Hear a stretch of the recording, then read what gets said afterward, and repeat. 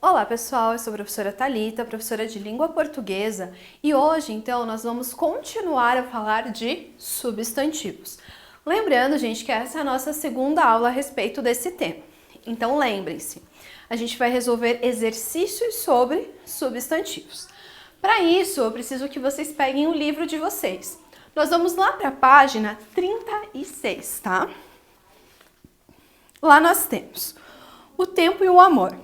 Tudo cura o tempo, tudo faz esquecer, tudo gasta, tudo digere, tudo acaba. Atreve-se o tempo a coluna de mármore, quanto mais o coração de cera. São as afeições com as vidas, que não há mais certo de haverem de durar pouco, que terem durado muito. São como as linhas que partem do centro para a circunferência, que quanto mais continuadas, tanto menos unidas. Por isso, os antigos sabiamente pintaram o amor menino, porque não há amor tão robusto que chegue a ser velho. De todos os instrumentos com que o armou a natureza, o desarma o tempo. Afrouxaram-lhe o arco, com que não lhe tira. Embotam-lhe as setas, com que já fere, abre-lhe os olhos, com que vê o que não via. E faz-lhe crescer as asas, com que voa e foge. A razão natural de toda esta diferença é porque o tempo gira a novidade às coisas. Descobre-lhe os defeitos, enfatizam-lhe os gostos, e basta que sejam usadas para não serem as mesmas. Gasta-se o ferro com o uso, quanto mais amor.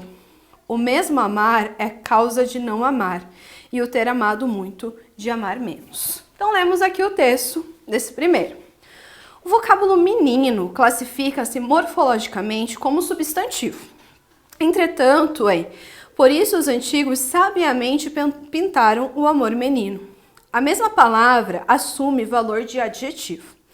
O trecho do texto em que uma palavra também assume valor diferente morfologicamente previsto é: letra A, gasta-se o ferro com o uso.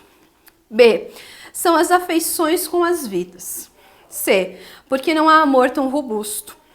D, o mesmo amar é causa de não amar. E afrouxar-lhe o arco com o que já não atira. Gente, então ali, gasta-se verbo, o ferro, substantivo, o uso, também substantivo. Letra B, as afeições. Afeições também é um substantivo. E as vidas também são substantivos. Amor e robusto, amor substantivo, robusto então adjetivo. O mesmo amar é causa de não amar. Aqui, gente, não amar é um verbo, certo? O verbo amar. Só que ali o não amar, ele está dando então vez de substantivo. Então, por isso, na uma que vocês devem marcar é a letra D. Número 2, nós temos também um texto enorme, mas vamos para o enunciado. Quadro negro é um substantivo que forma o plural do mesmo modo que abaixo assinado, B, alto-falante, C, segunda-feira, D, sempre viva, ou E, caneta tinteiro. Gente, vamos lembrar lá, quadro negro.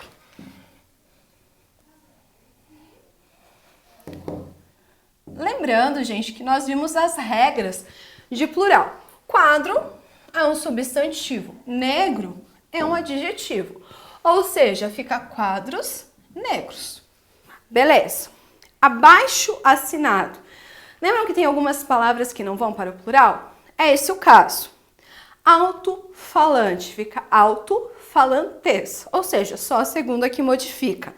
Segunda-feira fica segundas-feiras, ou seja, segue aqui o que nós vimos em quadros negros.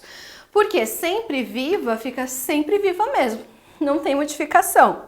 E caneta tinteiro fica canetas tinteiro, ou seja, a única ali que então sofre o plural da mesma forma que quadros negros é a letra C, segunda-feira. Número 3.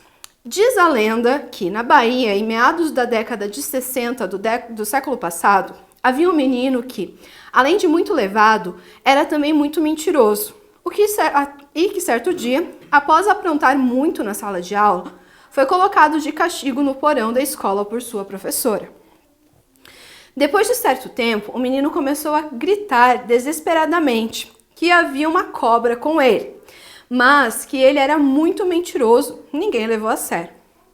Dizem que seria uma enorme sucuri que devorou o garoto depois de matá-lo por esmagamento. Há versões que dizem até que, quando a professora entrou no porão, ainda pôde ver o pé do menino desaparecendo na boca da cobra. A partir dessa trágica data, o fantasma do menino passou a assombrar os porões de diversas escolas. Século se refere a 100 anos. Assinale a opção que indica o substantivo que tem uma correspondência numeral errada. Nós temos lá dúzia, 12. Beleza. Dízimo, 10. Pentágono, 5. Dissílabo, 10. Milênio, 1000. Gente, a única ali que está errada é dissílabo. Por quê? O correto seria dissílabo 2. Então, por isso, na 3, a que vocês devem marcar, então, é a letra D. Número 4. Nós temos ali. Imagine reunir um grupo diverso de pessoas toda quinta-feira, durante 10 anos, para estudar e treinar visões sobre o trabalho do autor e da arte. Imagine que a pessoa que conduz essa iniciativa o faz por crença no ofício, dedicação de uma vida inteira com os apoios eventuais, mas sem nenhum ressentimento. Para aqueles que miram na arte uma forma de estar na vida, a diretora Celina Sodré é um exemplo a ser mirado. Para outros que olham com desdém a profissão da artista de teatro, é uma possibilidade de mudar de ponto de vista. No texto, há um conjunto de verbos no infinitivo. Se substituirmos essas formas verbais por substantivos correspondentes, a única frase incorreta será: imagine reunir um grupo. Imagine a reunião de um grupo. Letra B, para estudar, para o estudo. C, treinar visões, treino de visões. Letra D, uma forma de estar na vida, uma forma de estada na vida.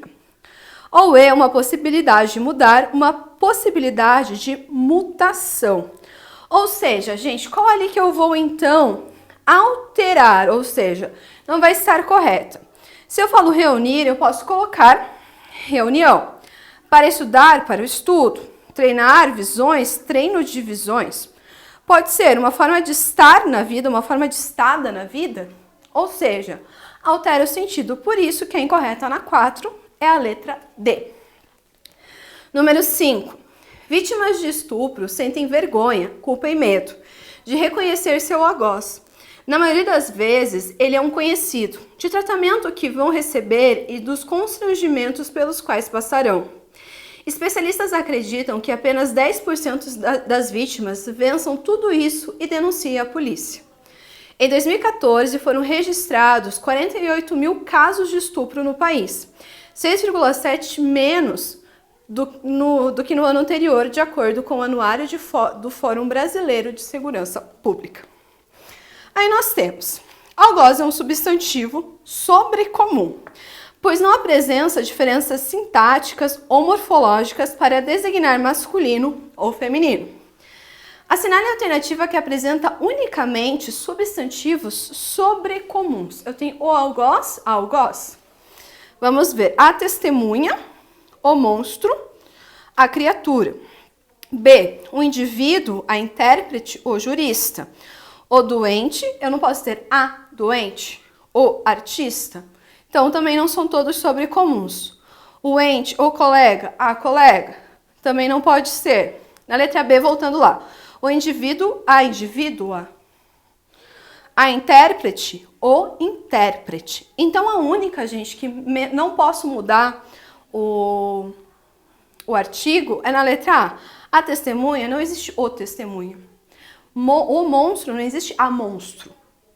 A criatura, não existe o criatura. Então, na 5, gente, a correta é a letra A. Número 6. Quando eu tinha 6 anos, ganhei um porquinho da Índia. Que dor de coração me dava, porque o bichinho só queria estar debaixo do fogão. levava ele para a sala, para os lugares mais bonitos, mais limpinhos. Ele não gostava. Queria estar debaixo do fogão. Não fazia caso nenhum das minhas ternurinhas. O meu porquinho da Índia foi minha primeira namorada. Assinale a alternativa em que o nome composto faz plural como porquinho da Índia. Gente, quando eu tenho porquinho da Índia, é o mesmo exemplo de pé de moleque.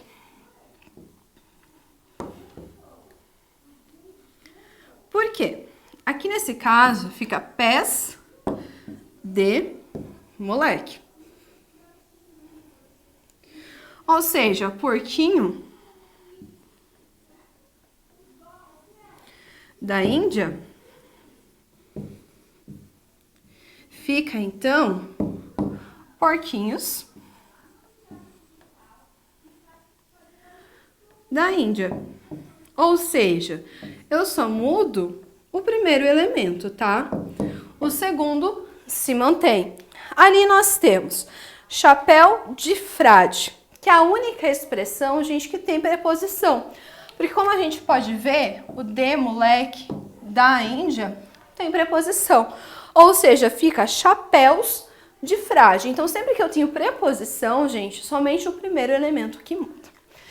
Bom, gente, acabamos por aqui então os exercícios que eu propus para vocês. Aguardo vocês na nossa próxima aula. Até mais!